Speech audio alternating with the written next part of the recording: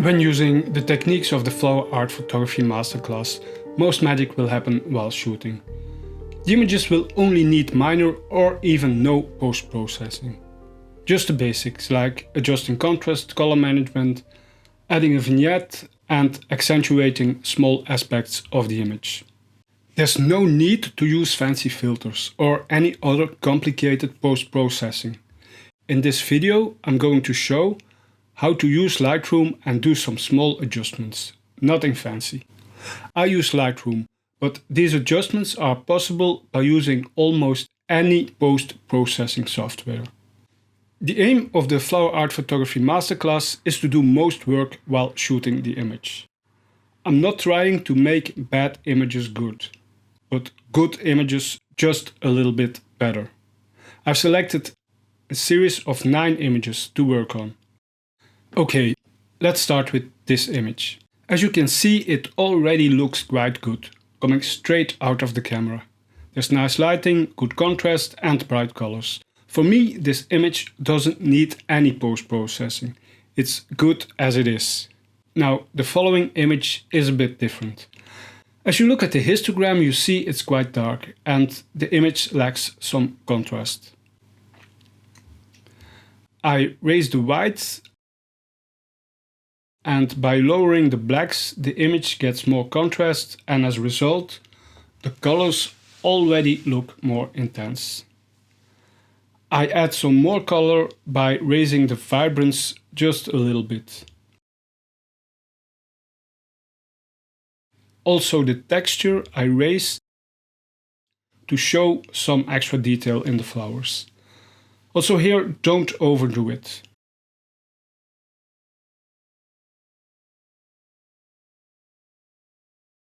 The next thing I do is adding a vignette. I set the feathering to 0 so I can see where it's applied, and then I adjust the shape of the vignette.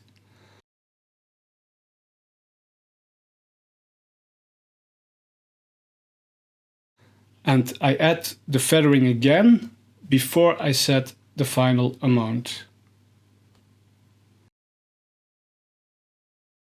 Here's the before and after.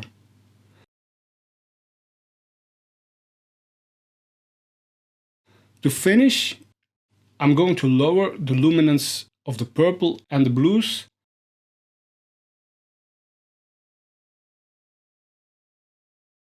and I'm going to raise the saturation of these two colors. Not too much. That's it. The image is finished.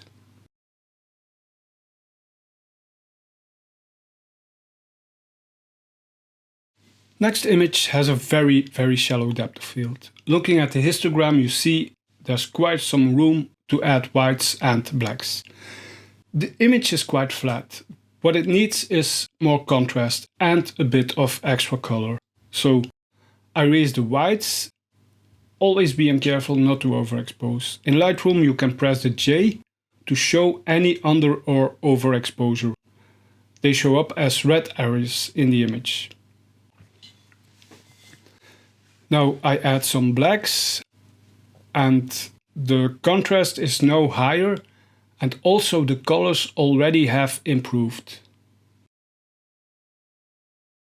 But I'm going to add some more extra color by raising the vibrance. Not too much, just a little bit. And that's for this image. It's finished. Next image has some really nice light in it, but it's still a bit flat. There's some room to add some whites and to lower the blacks, as you can see in the histogram. With the overexposure warning and gauge you can see how far you can go. I raise the whites to about 41 and I lower the blacks to about 51. Now let's see if we can lighten up the shadows a bit, and that's all this image needs. Next one. It's a really nice composition, but for me the image lacks some light. And let's see what we can do. There's some room to raise the whites, and then I add some texture to get more details in the flower. Now let's play with some light and do some small local adjustments. To do this, I use the radial filter.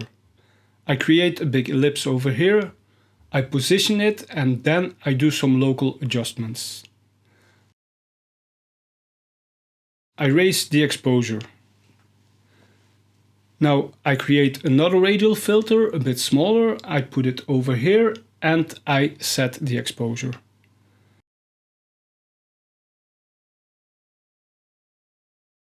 Now there's already some more light in the image, it comes more alive. You always can go back to the filters to adjust them later on. So I raise the exposure of the first filter a little bit.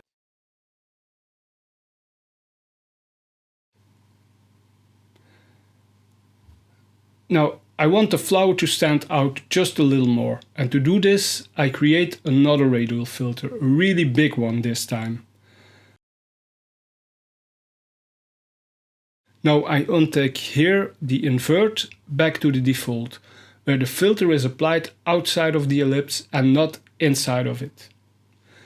With this filter I want to soften the edges of the image by lowering the clarity and the texture. Okay, let's pop the colors of the flowers. And we do this by lowering the luminance of the purples and the blues to make the flower a little bit darker. And then we raise the saturation of these blues and purples.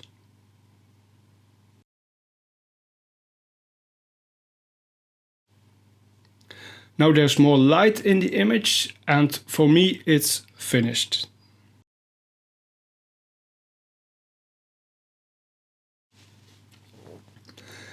Then the next one. This one has good exposure, but I add some whites.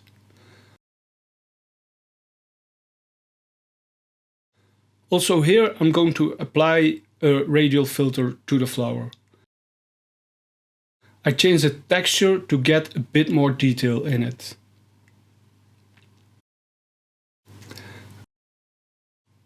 And the last thing I'm going to do with this image is to crop out the bottom.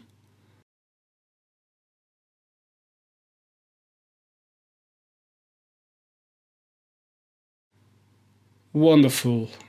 Now it's almost finished. Just one more thing and that's adding a vignette.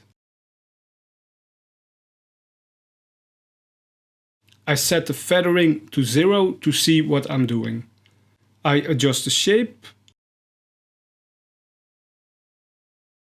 I raise the feathering back up again and then I adjust the amount.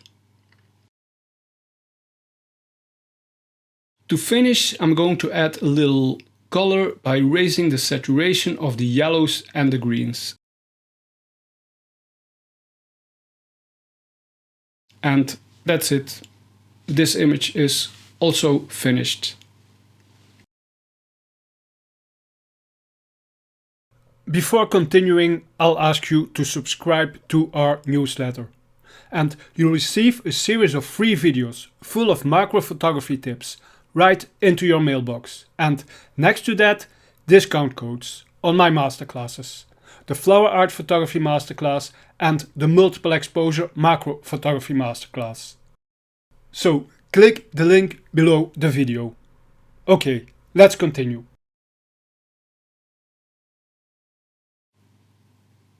Next one is an image of the exact same flower as before, but now the image is quite dark. I could raise the exposure, but I'm going to do something different. I really like what's happening in the background and I don't want to lose that. So I'm going to do some local adjustments. I select the radial filter and I light up the flower itself.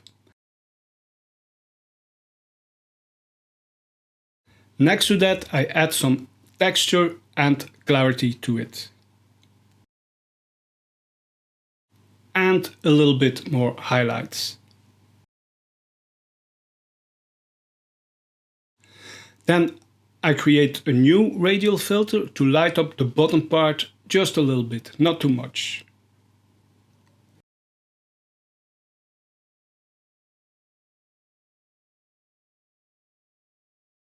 I go back to the first filter and add some extra blacks to increase the contrast of that part a little bit.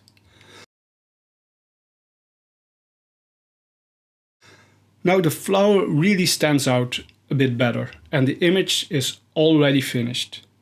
There's light in the image and I preserved the look of the beautiful background. The following image is a poppy where I used the shooting through technique. When using this technique you always reduce the contrast of the image, as a veil of color covers the image and makes it a little bit flat. So the first thing to do is to raise the contrast. I raise the whites and I lower the blacks. Then I play a little bit with the shadows and open them up a little bit. Next, I add some structure to the image. And when you do this, you have to be careful. When you add too much, the image becomes noisy, as you can see here in this enlargement. So I set it at about 20, where it doesn't generate too much noise. Then I could add a vignette, but a vignette is applied all around the image.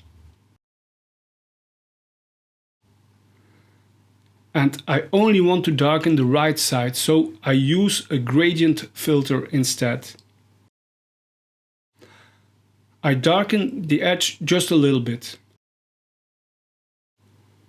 It's really subtle, but it's all the image needs. That's all for this image. Now let's have a look at one more image, also a poppy. The overall exposure is good, but the image might need a little bit extra light and color. I'm going to use the radial filter again. I'm going to bring some extra light into the image, just a little bit.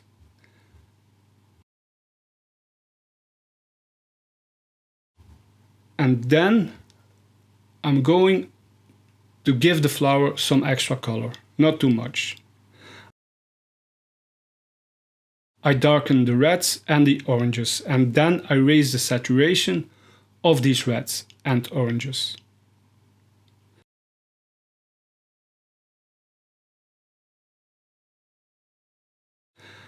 As a last thing to do, I crop the image to a square.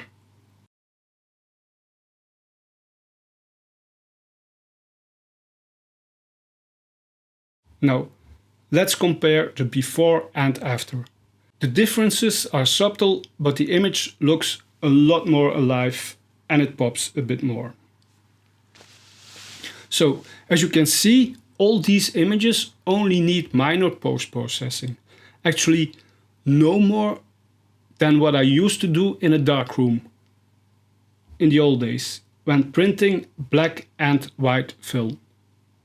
Adding some contrast and some local dodging and burning to brighten or darken certain areas of the image.